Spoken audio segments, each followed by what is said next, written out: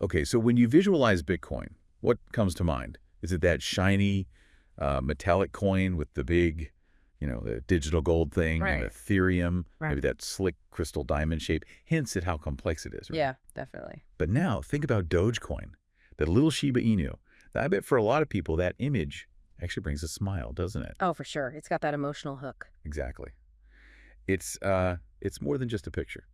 So welcome, everyone. We're doing a deep dive today into, well, the unspoken power of crypto aesthetics. Right. We're really going to explore how things like memes, colors, logos, even just the general vibe can move billions of dollars around or, make a project totally tank. It's fascinating because, in traditional finance, branding is crucial, sure, but it's often about reinforcing trust that's already sort of established. Okay. But in crypto, it's different. It's Yeah. often permissionless, trust minimized. So branding becomes this fundamental language. A language? How so? Well, it's like a direct signal, right, about the project's core ideas, its ethos.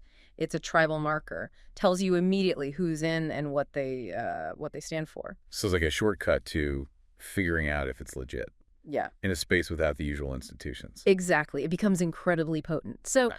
our mission today really is to break down these aesthetic elements in crypto and figure out just how much market influence they actually have. Okay, let's unpack this then. You mentioned logos. They're often the very first thing we see, right? The absolute first impression, usually. So how do these designs manage to pack an entire identity into just one image, especially in crypto? Yeah, that's a really critical point. Logos have to be the concentrated essence of the project. Think about Solana. Okay, Solana. That neon gradient, the slanted bars, it just screams fast, doesn't it? It does, yeah. Sleek. Sleek, next gen. It's like a visual echo of its technical specs, the high transaction speed, the, advanced consensus stuff. Right, and then you've got Ethereum, which feels different, almost spiritual. Exactly. Digital spirituality, I like that. Its logo is minimalist, very mathematical, like sacred geometry, but in polygon form. It's not just a logo. It feels like a cathedral of code.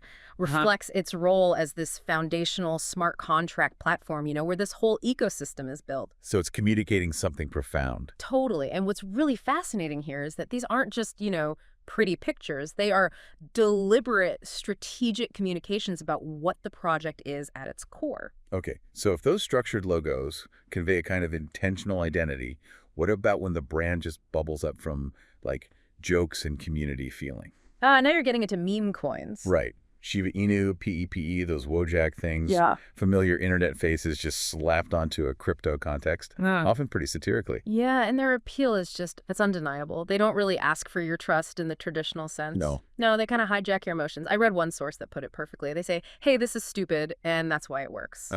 That's quite something. It really is, and the implication is pretty profound because people aren't just buying in with money. They're buying in with their identity. They identify with the joke or the community around it. Exactly. And if you connect that to the bigger picture, it just powerfully shows how much emotion drives things in crypto, sometimes much more than pure rationality. So collective feeling, cultural connection, sometimes that beats the tech specs. Often, yeah. It really highlights that. Okay, so aesthetics creating identity. Let's broaden that. What about NFTs? Like the Bored Ape Yacht Club. That wasn't just a picture of an ape, was it?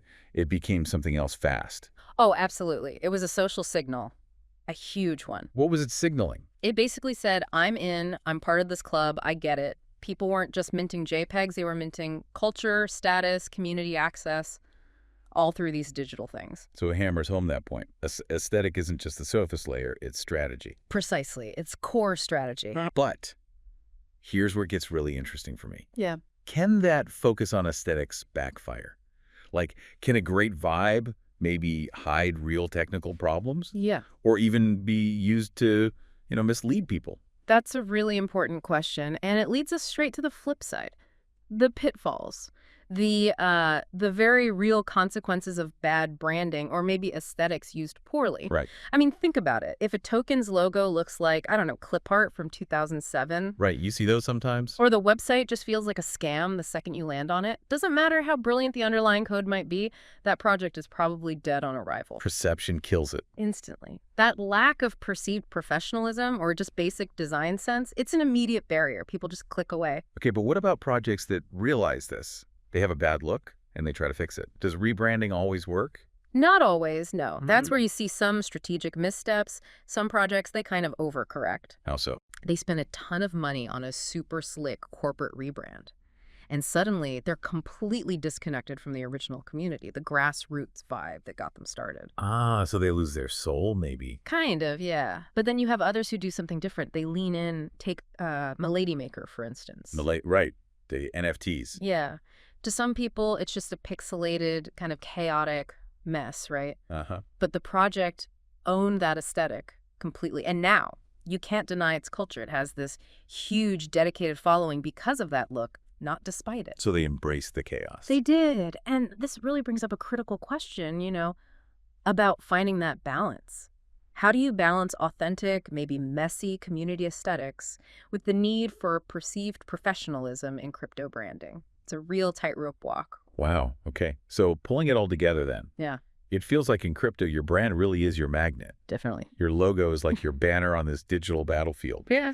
And your memes, they're morale boosters for the troops. Well put. And maybe, just maybe, in this kind of post-truth, post-logic world that crypto sometimes feels like, the best tech doesn't always win. Sometimes. Sometimes the best vibe wins. Yeah, the best vibe wins. It sounds simplistic, but think about it. In crypto, people don't always follow the white papers meticulously. They often follow symbols. You follow the feeling. Exactly. They follow the emotional resonance, the narrative that just connects with them on some deeper level. So maybe something for you, the listener, to think about. Reflect on the power, often really subtle, of these visual and emotional cues, how they shape what we think and what we adopt in this digital world. What symbols are you drawn to? And maybe ask yourself why.